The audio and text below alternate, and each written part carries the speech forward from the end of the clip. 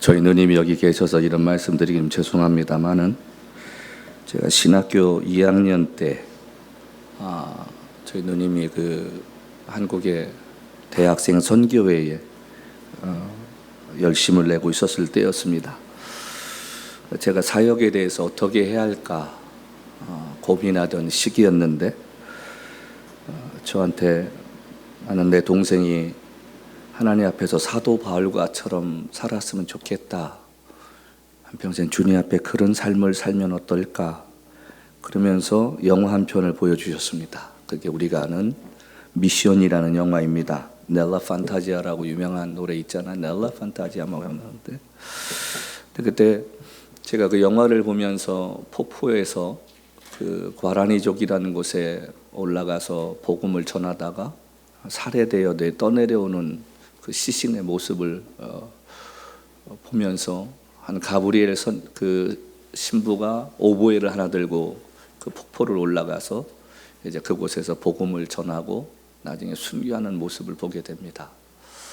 그때는 제가 그렇게 크게 마음을 두지 않고 지나가는 이야기처럼 듣고 살았는데 세월이 지나서 45년이 지나고 나서 보니까 그 기도대로 제 삶이 그렇게 살아왔음을 보게 됩니다. 어떤 목사가 평안하고 안전하고 그 다음에 나름대로 교회 규모 이끌면서 살고 싶지 않겠어요? 제가 미국에 25년 사역하는 동안에 평생 가지 못할 제게는 과분한 교회를 제가 3번 오퍼를 받은 적이 있습니다. 근데 그때는 제가 사역에 한참 열심을 내고 있어서 내가 이렇게 2,000명이 넘는 교회를 청빙받아도 되나? 근데 그때 제가 저희 같이 사역했던 동역자들 때문에 제가 교회를 청빙을 받질 못했습니다. 왜냐하면 조건이 2 사람을 놓고서 오라는 이야기였습니다. 제가 그때 담임 목사님한테 그런 얘기를 한 적이 있어요. 말씀을. 저를 믿고 한평생 사역으로 온 2 사람을 버리고 제가 제 자신의 앞날을 위해서 이 교회를 선택할 수 없겠습니다. 세월이 지나고 나서 뒤돌아봐도 그 부분은 제가 후회하지 않습니다. 하나님께서 각자에게 주신 사명이 다르지 않습니까? 어떤 사람은 목회하라고, 어떤 사람은 기관 목회하라고, 어떤 사람은 선교하라고. 중요한 것은 우리가 얼마나 많은 것을 가졌느냐가 중요한 게 아니라 얼마나 하나님의 뜻대로 살다 가는가, 우리가 그것이 더 중요한 줄로 믿습니다. 1달란트면 1달란트, 2달란트면 2달란트, 5달란트면 5달란트를 가지고 한평생 내가 충성하다 가면 그거 되지. 내가 내 그릇도 아닌데 그 그릇을 가지고 살려고 애쓰면 나중에 탈납니다. 제가 나이 들면서 깨닫는 게 뭐냐면 인생은 얼마나 많은 것을 이루고 살았는지가 중요한 게 아니라 내 사역의 끝과 인생의 끝에서 내가 뒤돌아봤을 때 후회하지 않고, 적어도 내가 인생에 실패하지 않고 다른 사람 보더라도 나도 저런 사람처럼 살고 싶다라는 이야기 들을 수 있는 인생이면 그는 행복한 인생이고 그는 성공한 인생이라고 믿습니다. 사람이 평가를 어떻게 하느냐가 중요한 게 아니라 우리 주님이 내 자신을 어떻게 평가하는가, 그게 더 중요하지 않겠습니까?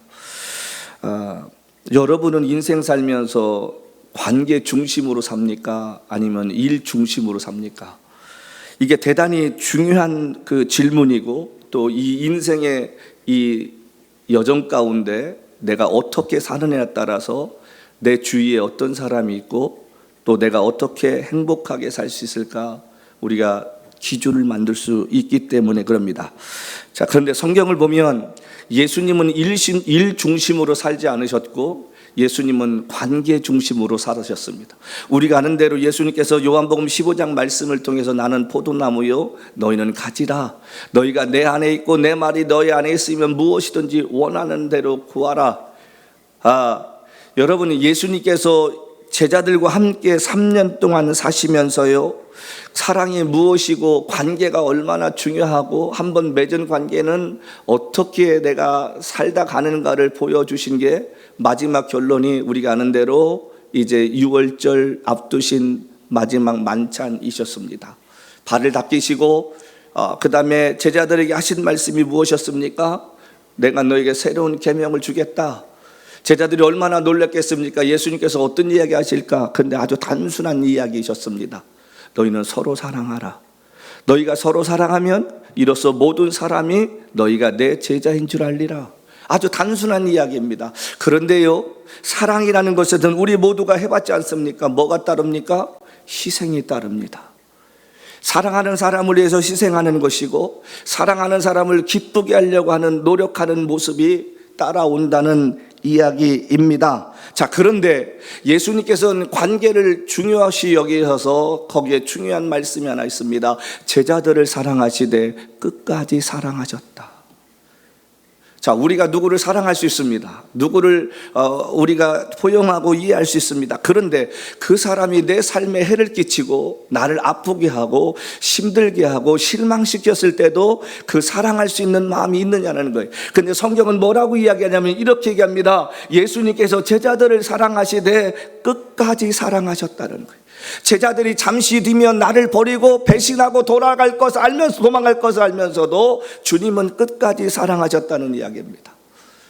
자, 우리 사복음서에 보면 예수님께서 이제 가야바의 뜰에 서서 이제 재판을 받으시기 전에 옆에 있던 그 주님을 누구보다도 사랑했던 베드로가 쫓아옵니다. 그리고 예수님이 어떻게 되는가, 추운 날 저녁에 손을 째고 있을 때 한 계집종의 이야기 속에 너도 갈릴리 사람이고 너도 예수와 함께 있었다, 내가 너를 보았다라고 이야기할 때 베드로는 살기 위한 본능적으로 뭐라고 합니까? 나는 모른다, 그가 누군지 모른다, 저주하고 맹세하고 부인합니다. 자, 그런데 예수님께서 그때 뒤를 돌아보셨다는 거예요. 베드로는 안 받겠습니까? 예수님과 베드로의 눈빛이 마주쳤을 때 그 베드로의 마음이 어땠을까요? 얼마 전까지만 다른 사람은 다 주를 버릴지라도 나는 끝까지 주를 따르겠습니다. 이게 우리들의 마음입니다. 인생 살면서 친하거나 사랑할 때 우정이 깊어지면 우리는 말합니다. 나는 너랑 끝까지 갈 거야. 나는 너를 끝까지 사랑할 거야. 그런데 어떤 상황이 딱 닥치면 뭐라고 합니까? 미안하다, 내가 어쩔 수가 없었어. 그게 우리 인간들의 본성입니다. 어제까지 지냈던 사람이 어떤 형편과 사정이 되면 자기가 했던 말 중요하게 여기지 않습니다. 그래서 신앙의 의리도 없는 시대, 그게 지금 시대 아닙니까? 어제까지는 장로님, 권사님들이 목사님과 더불어 끝까지 함께 갑니다. 저희도 그런 분이 계셨어요. 목사님 은퇴하시면 제가 같이 다시 개척하십시다. 어느 날 딱 등 돌릴 때 인간도 서운한데 주님은 얼마나 아프셨을까? 우리는 우리가 뱉어놓고 그 말을 지키지 못합니다. 자, 그런데 주님이 부활하셔서 그 제자를 만나시자마자 베드로, 너 그럴 수 있어? 넌 인간도 아니야. 어떻게 네가 다른 사람은 몰라도 나는 너를 믿었는데 너는 정말 나쁜 사람이야. 야, 요한, 내가 너를 어떻게 사랑했는데? 빌립아, 너는 그럴 수 없잖아. 베세다 광야에서 내가 기적을 베풀 때 네가 그거 보았음에도 불구하고 넌 정말 사람이 아니야. 시몬아, 이 얘기 안 하셨겠습니까? 마음적으로는. 그런데 주님 그러지 않으셨어요. 인간들은 그렇게 할지라도 주님은 묻지 않으셨습니다. 찾아오신 제자들 앞에 주님께서 뭐라고 하십니까? 성령 받으라. 그리고 제자들을 위해 아침을 준비하시는 그 주님의 모습. 자, 그런데요, 여기서 중요한 한 사람이 나옵니다.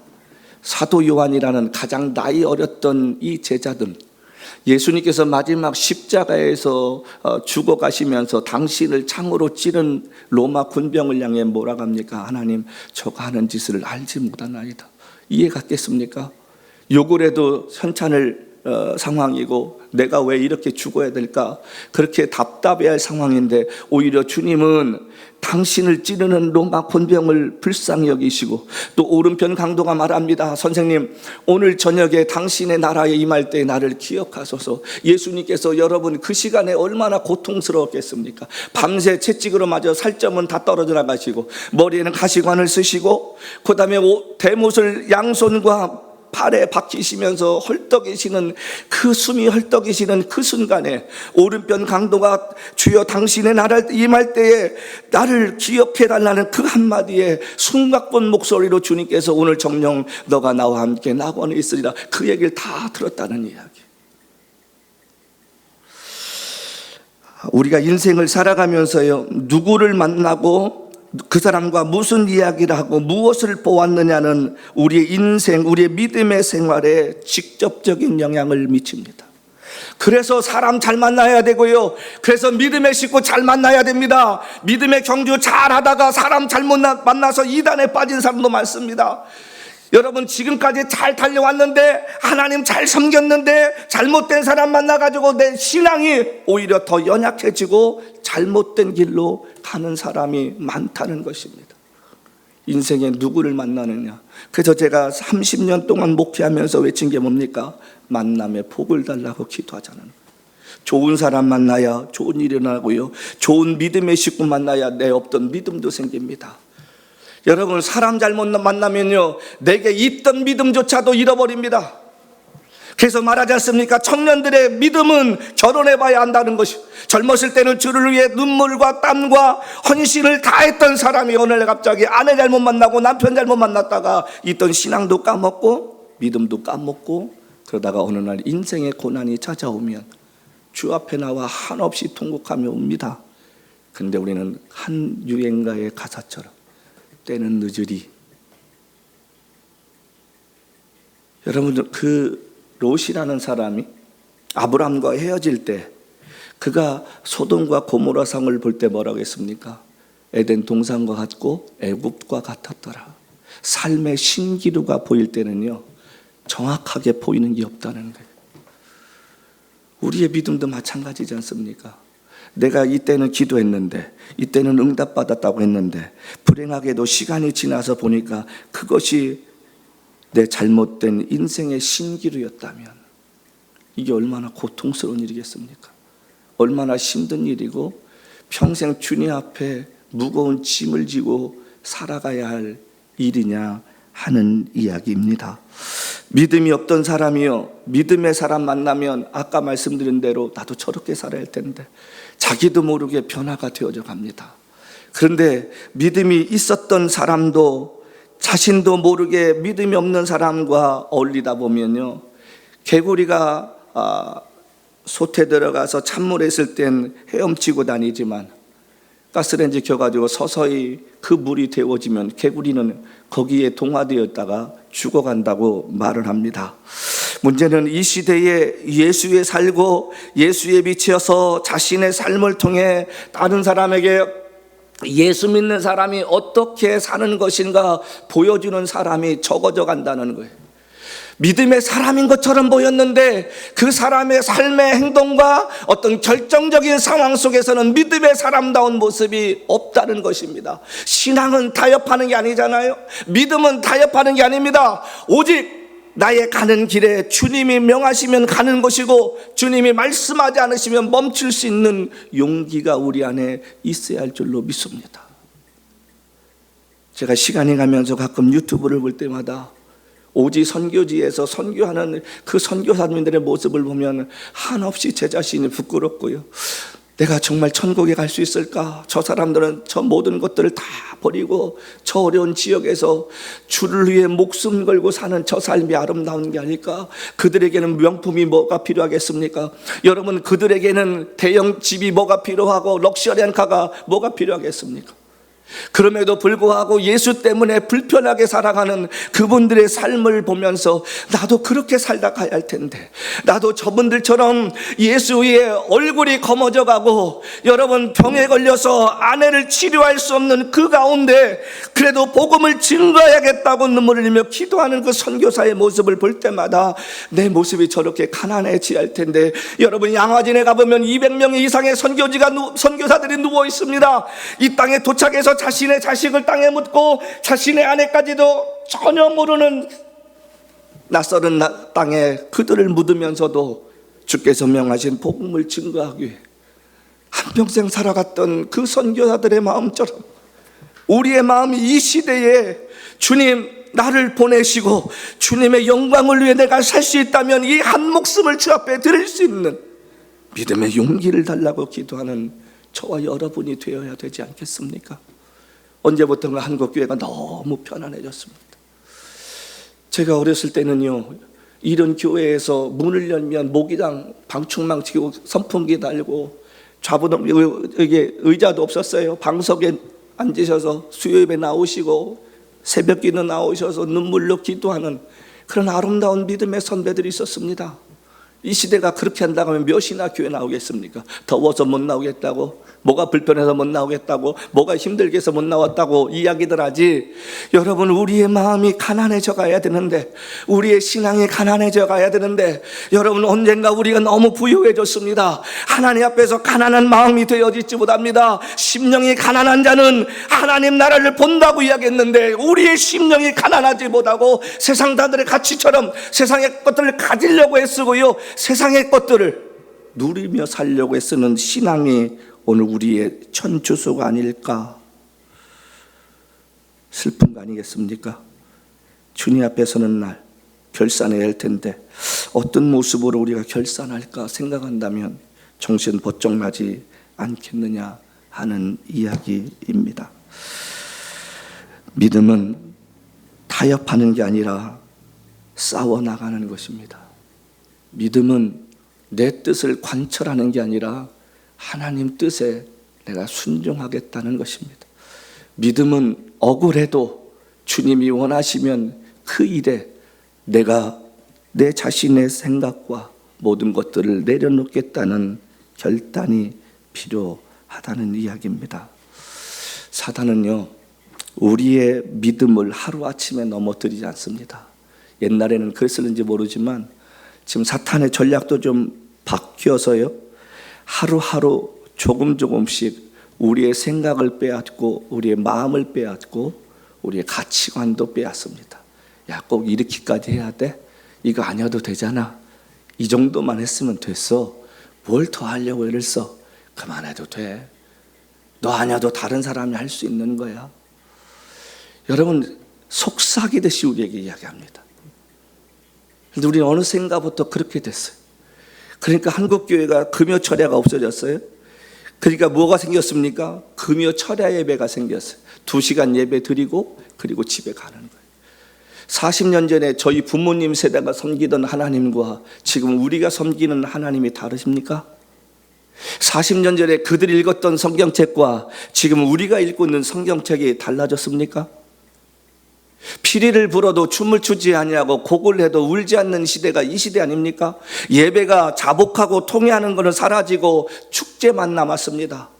교회가 음악은 화려해졌는데 그 찬양을 통해 눈물을 흘리며 나의 눈물을 주의 벽에 담아달라고 고백하며 두 손 들고 이 시대에 내가 어떻게 주님 말씀대로 살아야겠느냐고 통곡하는 사람들은 사라져갑니다.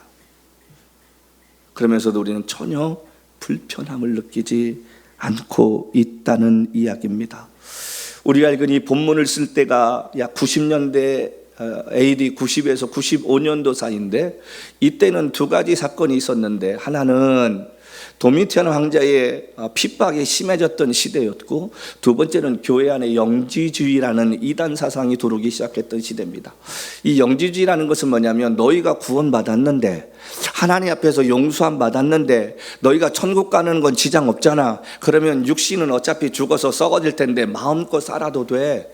그래서 예수 믿는 사람들이 꼭 그렇게 세상적으로 유별나게 안 살아도 된다니까, 그냥 즐기고 마시고 하자니까, 그래서 자신들도 모르게요, 나는 구원받았으니까 내 삶이야 뭐 이렇게 살아도 되겠지, 허랑방탕하게 사는데도 전혀 양심의 찔림이 없었다는 거예요.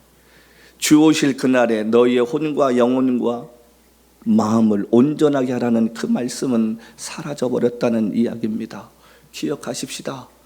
믿음의 사람은 말로 우리가 예수를 증거하는 게 아니라 삶으로 다른 사람들에게 영향력을 끼칠 수 있는 작은 예수가 되어야 할 줄로 믿습니다. 제가 한국교회를 바라볼 때마다 안타까운 게, 언제부터 한국교회가 이렇게 정치에 관심이 많았다고. 여러분, 우리가 살아계신 하나님을 정말 믿고 살아계신 하나님의 그 능력을 믿으면, 우리가 엎드려 기도하면, 여러분, 엘리야를 통해서 하늘의 문을 열어 비를 내리셨던 하나님께서 시대를 변화시키고 시대를 이끌어갈 믿음의 사람들을 세우지 않겠습니까? 우리에게 필요한 것은 행동이 아니라 하나님 앞에 기도하고 하나님이 어떻게 역사하시는가, 너희는 가만히 있어 주가 하나님 됨을 알지다라는 이 성경 말씀 따라 하나님이 하나님의 때에 하나님의 사람을 통해 하나님의 방법으로 하나님의 일을 이루어 가시는 것을 우리가 지켜봐야 할 줄로 믿습니다. 인간적으로 생각하면 예수 믿는다는 것이 얼마나 짜증스럽습니까? 또 얼마나 답답합니까? 오늘같이 더운 날 웬만하면 집에서 그냥 유튜브 보고 그냥 예배 드렸다 하면 될 텐데, 굳이 우리가 이 무더운 날에 와서 예배 드리고 힘들어할 일, 내가 해야지, 이런 생각 들지 않겠습니까? 예수를 믿으면 믿을수록요, 우리가 가질 게 더 많습니까? 포기할 게 더 많습니까? 여러분, 우리가 예수를 믿으면 믿을수록 우리가 행동 반경이 넓어집니까? 행동 반경이 적어집니까? 제가 목사 된 지가 34년인데요. 단 한 번도 저는 안식년 가진 적 없습니다. 우리 자식들 여기 있습니다만 정말 죄송하게 저 아이들과 함께 열흘 이상 제가 휴가 가본 적 없습니다. 놀러 다닌 적 없습니다. 제가 한국 집회 갔다가도 웬만하면 제가 주일 한번 빠지고 토요일 전에 돌아옵니다. 제가 일 때문에 한국 나가도요, 그 먼 거리 갔다 와도 새벽기도 한번 빠지지 않았습니다. 왜 그런지 아십니까? 하나님은 성실한 자를 보시기 때문에 그렇습니다. 제가 늘 드리는 말씀, 믿음이라는 이 헬라어 단어 피스티스 안에는 믿음이라는 말과 함께 뭐가 있습니까? 신실하다, 성실하다, 내가 있어야 할 자리 내가 지켜야지. 그게 제 한평생 주님 앞에 지켰던 마음이었습니다. 하나님이 그걸 보셨어요. 그래서 저 같은 사람을 하나님이 사용하셔서 지구를 쉬운 두 바퀴를 돌게 하셨다고 저는 믿습니다. 여러분, 기억하십시다. 이거 하나쯤은 괜찮겠지, 그때는 괜찮습니다. 그런데 세월이 지나면요, 하나님 기억하시는 거예요. 적은 것에 충성한 사람에게는 하나님이 그걸 기억하셔서 은혜와 복으로 주시지만, 하나님의 일을 가볍게 여기고 하나님의 일을 우습게 여긴 사람에게는 하나님이 거기에 대한 합당한 일을 하시는 것을 보게 됩니다. 저는 그 갈라디 6장 말씀 볼 때마다 두려운 게 뭔지 아십니까? 너희가 무엇을 심든지 심은 대로 거둔다. 그런데 제가 인생 살아가면서 주위 사람들 봤더니요, 인생 살면서 뿌린 씨앗 대부분이요, 인생 죽기 전에 다 거두고 돌아가더라고. 나는 기억하지 않고 하나님께 충성했는데 하나님은 그걸 보시고 내 삶이나 내 자식들에게 은혜를 주시는 것을 보게 됩니다. 여러분들이 하나님을 귀하게 여기십니까? 하나님의 일은요, 나 아니어도 다른 사람 쓸 수 있습니다. 하나님이 다른 사람 통해서 당신의 일을 행하실 수 있습니다. 그런데 우리가 그 일에 쓰임받을 수 있다는 게 얼마나 감사한 일입니까? 나 같은 사람이 하나님 앞에 그렇게 쓰임받으시는 축복받았다는 게 얼마나 감사한 일입니까? 어떤 목사는 한평생 기도합니다. 하나님, 나 부흥이 한 번만 보내달라고 기도하는 분도 계십니다. 근데 그거 못하고 돌아가시는 분들도 꽤 많습니다. 우리는요, 내게 주어진 일이 별거 아니라고 생각합니다. 나 아니어도 다른 사람이 할 수 있겠지. 물론 다른 사람이 할 수 있습니다. 그런데 그것이 하나님 앞에서 기억된다는 거예요. 예수 믿으면 믿을수록 내가 하고 싶은 것이 적어져 가고요, 포기해야 할 게 점점 많아집니다. 세상 살면서 불편해집니다. 하고 싶은 말 우리가 하지 못할 때 너무 많이 있다는 거예요. 세상이 가까워지면 가까워질수록 우리가 주님은 멀어집니다. 우리가 주님과 가까워지면 가까워질수록 세상은 멀어져 갑니다. 사랑의 특징 중에, 그 사랑이라는 이 현상의 특징 중에 하나가 뭐냐면 친밀함이 있습니다. 인티머시라는 말이 있습니다. 그건 뭐냐면 사랑하는 사람은 가까이 하고 싶은 거예요. 보고 싶은 거예요. 주고 싶은 거예요. 우리가 주님을 사랑하면 주님과 더 가까이, 그 다음에 주님께 더 드리고 싶은 게 많아집니다. 그게 사랑의 본질입니다. 근데 그 마음이 어느 날 잃어져 갈 때는 주님과 멀어져 가도 불편하지 않습니다. 주님께 드리는 것이 인색해도 여러분 전혀 느끼지 못합니다. 아깝다고 생각이 듭니다. 오늘 요한이 우리에게 경고하는 이 말씀을 한번 가만히 보십시다. 오늘 여기 말씀 뭐라고 했습니까? 15절 말씀 보니까 이 세상이나 세상에 있는 것들을 사랑하지 말라. 누구든지 세상을 사랑하면 아버지의 사랑이 그 안에 있지 않다. 세상을 사랑하는데, 세상 사람들과 어울리는 게 좋은데 어떻게 주님을 사랑하는 마음이 크겠습니까? 예수의 제2복음이라는 노벨 문학상을 받은 책이 하나 있습니다. 근데 그 내용 중에 하나가 뭐가 있냐면, 예수님이 어느 날 갈릴리 바닷가를 이렇게 거느시다가 다리를 삐끗하셨어요. 이건 소설입니다. 사실이 아니고. 그래서 예수님이 이제 삐셨을 때 옆에 있는 제자들이 예수님 부축하다가 가만히 돌아보니까 언덕 위에 불빛이 하나 있어요. 그래서 예수님 어떻게 모시고 가서 그곳에 도착했습니다. 그래서 예수님께서 제자들을 통해서 야, 좀 열어봐라. 그래서 문을 두드렸더니 여인이, 예쁘장한 여인이 문을 열고 나옵니다. 그래서 예수님께서 오늘 이곳에 머물기를 원하는데 방이 있느냐? 그 여인이 물었더니 이 여인이 한마디를 합니다. 이렇게 예수님 보더니 자기도 느낀 게 있는지 이렇게 말합니다. 선생님, 여기가 어느 곳인지 아십니까? 근데 예수님 가만히 계셨어요. 선생님, 이곳은 몸 파는 여인들이 영업하는 곳입니다. 자, 그러면 웬만한 목사들 같으면 아이고야 내가 실수했구나, 죄송합니다. 그리고 뒤돌았을 텐데, 우리 주님이 그때 유명하신 말씀을 한마디 하십니다. 여인아, 그것이 나와 무슨 상관이 있느냐? 그리고 예수님께서 며칠 유하시면서 거기에서 치료를 받으십니다. 그리고 시간이 얼마 후에 흘러서 다시 예수님이 그 동네 지나가시다가 그 집을 다시 방문하시게 됩니다. 방문하셔서 문을 두드렸더니 그때 그 여인이 반갑게 예수님을 맞이하게 됩니다. 예수님께서 이렇게 묻습니다. 여인아, 어떻게 잘 있었냐? 여러분, 그 말에는 무슨 의미가 있을까요? 우리가 생각해 볼 수 있지 않습니까? 근데 그때 이 여인이 이렇게 대답합니다. 선생님, 여자에게 사랑하는 사람이 생기면 다른 남자는 가슴에 품지 않습니다. 이 여인이 복음을 받아들여서 그 삶이 바뀌어버리는 거예요.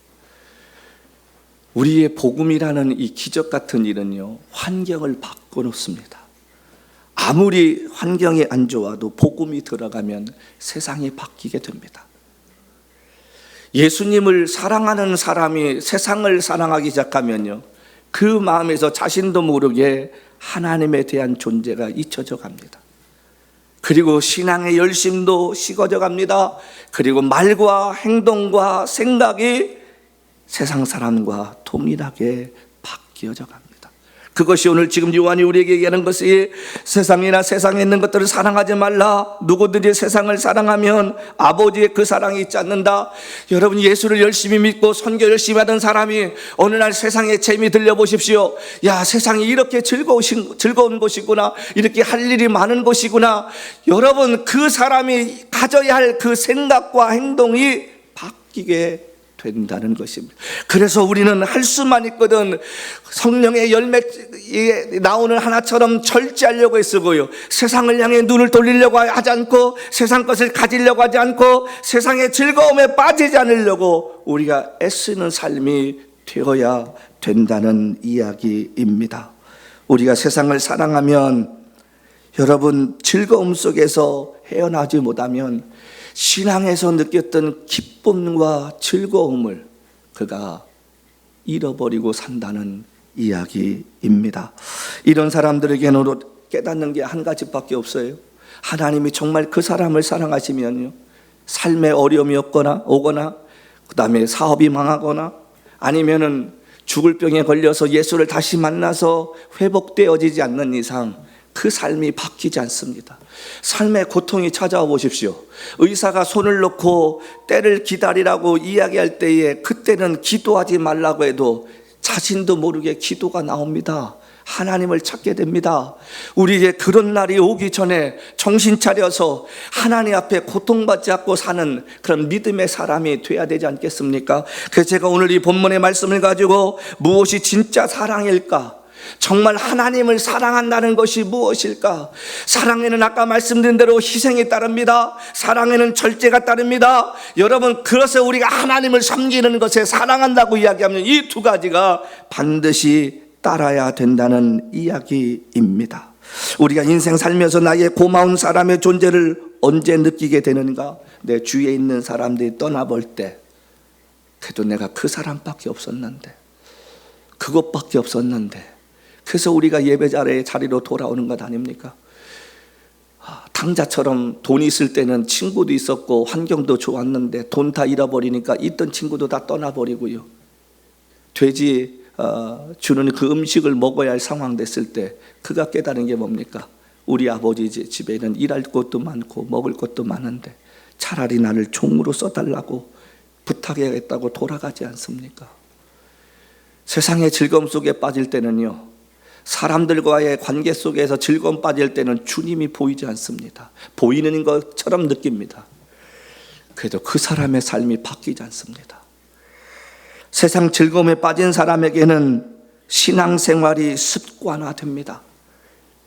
하나님 나라에는 말에 있지 아니하고 능력에 있다고 말합니다. 예수 믿는 사람은 그 삶을 통해 능력을 보여줘야 되지 않겠습니까? 적어도 예수 안 믿는 사람들에게 예수 믿는 사람으로서의 포스가 나타나야 되는데 자신도 모르게 삼손처럼 머리가 잘려서 영적인 힘을 잃고 살아도 전혀 불편함을 느끼지 못합니다. 예수님의 사랑이 느껴지고 내가 주님을 사랑할 때는 세상의 즐거움이 없어도 내가 전혀 불편하지 않고 내가 세상의 즐거움을 몰라도 전혀 힘들지 않았는데 어느 순간에 세상을 사랑하기 시작하면 자신도 모르게 이런 세상이 있었는가? 그리고 기도하는 시간이 짧아지고요, 그 기도의 능력도 잃어버리고, 기도는 하는데 습관적으로 하는 것이지 깊이 있는 기도가 나오질 않는 거예요. 세상에 영원한 것은 절대로 없습니다.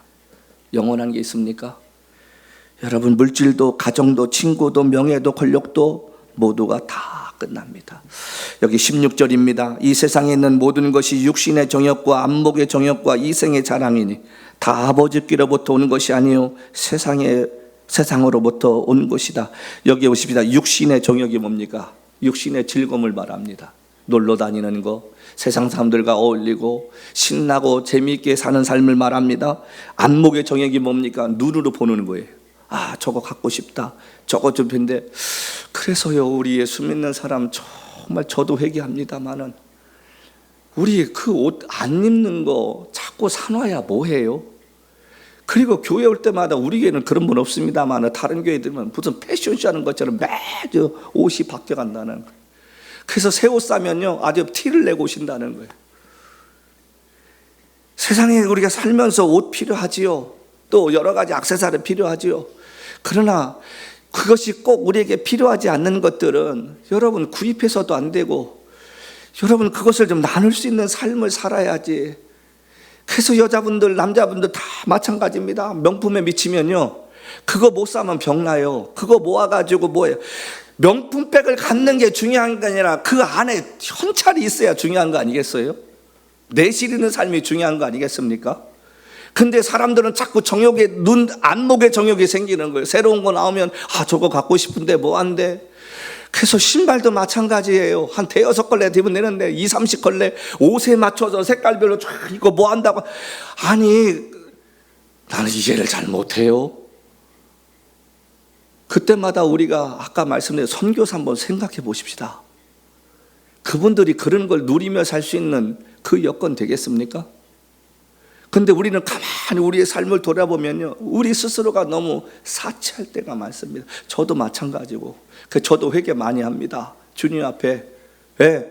여러분 우리가 인생 살면서 중요한 것은 세상에서 즐겁게 살지 못했을지라도 하나님을 기쁘게 하는 삶을 살려고 애쓰고 영원히 우리가 거할 그 집을 바라보며 사는 삶이 되어야 되지 않을까. 이생의 자랑입니다. 이건 뭐냐면 원문에 보면 신화라는 거예요. 허탄한 이야기, 쓸데없는 이야기. 이게 세상에서 참 못난 사람이 어떤 사람이요? 내가 누구 아는데 제가 예전에 파리에 동유럽 선교사 대회 강사로 갔는데 아침 강사하시는 분이 딱 올라오더니 여러분 제가 누군지 아십니까? 그냥 그 목사님이 누군지 알고 큰 교회 목사님인 거 알아요. 근데 이분이 하시는 말씀이 제가 부시 대통령과 거기까지 딱 얘기했던 사람들이 큰 교회 하니까 미국에서 저분이 부시 대통령을 만나고 다니는 사람인가 보다 이렇게 생각 안 했겠어요? 근데 그 뒤에 말에 모두가 다 그 폭소가 나온 게 뭐냐면 제가 부시 대통령과 악수한 사람을 압니다. 그게 뭐가 중요해요? 부시 대통령과 악수한 사람이. 근데 우리는 자꾸 자랑하는 거예요. 우리가 내가 어떤 사람이고 과거에 여러분 과거에 서울바닥 안쓰러운 사람이 있어요? 조기총선 나와서? 우리가 세상 것을 자랑할 필요가 뭐가 있습니까? 중요한 것은 주님께서 내 인생을 통해 어떻게 역사하셨고 그분이 나와 어떻게 지금 함께 하시는가, 그 이야기 나누는 게 중요하지 않을까. 여러분 여기 말씀 뭐합니까? 이 모든 것들이 아버지께로부터 온 것이 아니라 세상으로부터 왔다는 거예요. 가치관이 바뀌어야 된다는 거예요. 우리가 예수 믿는 사람이면 우리의 가치관의 기준이 하나님 말씀이 되어야 할 줄로 믿습니다. 동의하시면 아멘 하십시다. 저는 에녹이 부럽습니다. 에녹 시대에 300년을 살았다는데 그게 무슨 재미있었겠어요? 그때 그 콜라가 있었겠습니까? 스프라이트가 있었겠습니까? 지금처럼 치킨이 있었고 햄버거가 있었겠습니까? 그런데 에녹이란 사람이 300년을 하나님과 동행했는데 죽음을 보지 못했다. 제가 예전에 말씀드렸지 않습니까? 성경은 뭐라고 이야기하냐면 에녹이 65세에 무드셀라를 낳고 하나님과 300년을 동행하였더니 저가 죽음을 보지 못했더라. 이 말씀을 뒤집어 보면 무슨 얘기입니까? 65세가 될 때까지 이 에녹이라는 사람의 삶은 하나님 앞에 그렇게 신실하지 못한 거예요. 근데 어느 날 무드셀라를 낳고 이 사람이 정신이 번쩍 났습니다. 왜냐하면 그 무드셀라라는 이름을 하나님께서 직접 지어주셨는데 뜻이 뭡니까? 저가 죽으면 심판이 임한다. 똑같은 하나님 말씀을 증거해도 똑같은 자리에서 깨닫는 사람이 있는가 하면 그 말씀을 마음에 두지 않는 사람이 대부분입니다. 몇천 명이 예배를 드려도 그 중에 깨닫고 하나님 나라 생각하며 사는 사람 별로 없습니다. 그런데 에녹은 날마다 하나님을 의식하며 살았다는 거예요. 못하며 살았을까요? 내가 어떻게 하면 하나님의 기쁨이 될까? 그 생각하며 살았습니다. 여러분 아침에 일어나면 제일 먼저 주님 생각납니까?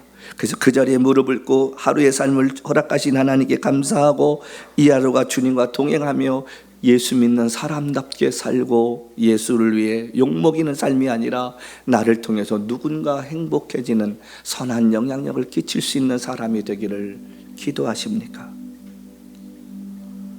그 당시에 하나님을 위해 뭔 큰일을 했다고 에녹이 교회를 지었습니까? 에녹이 나가서 복음을 증거했나요? 아니요.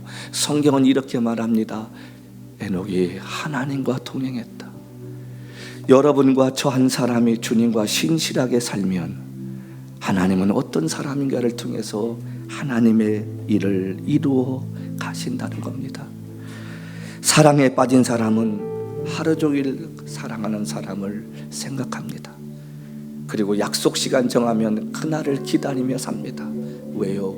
보고 싶기 때문입니다. 우리가 주님을 사랑한다면 주님이 보고 싶어야 되지 않겠습니까? 주님이 그리워져야 되지 않겠습니까?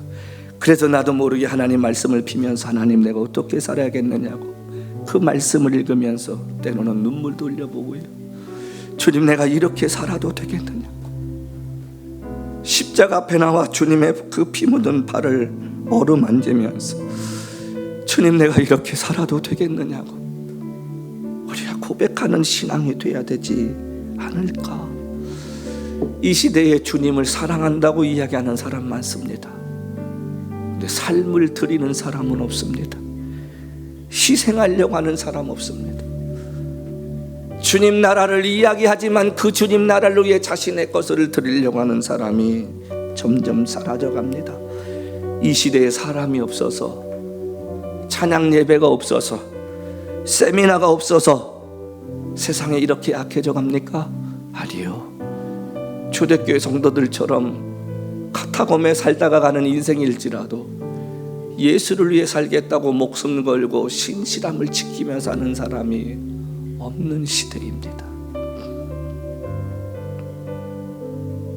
한 시대에 한평생 아프리카 선교했던 독일계 선교사인 라이엔 본케라는 목사님이 계셨습니다. 이분이 아프리카에서 집회할 때마다 기본적으로 100만 명이 모였어요. 자, 그런데 어느 날 이분이 나이지리아에서 전도 집회를 하겠다고 준비를 하는데 스태프들이 다 가서 100만 명이 모여도 들을 만한 음향을 다 설치했습니다. 공항에 내렸더니 나라에서 관계자들이 하는 말이 뭐냐면, 목사님 돌아가셔야 되겠습니다.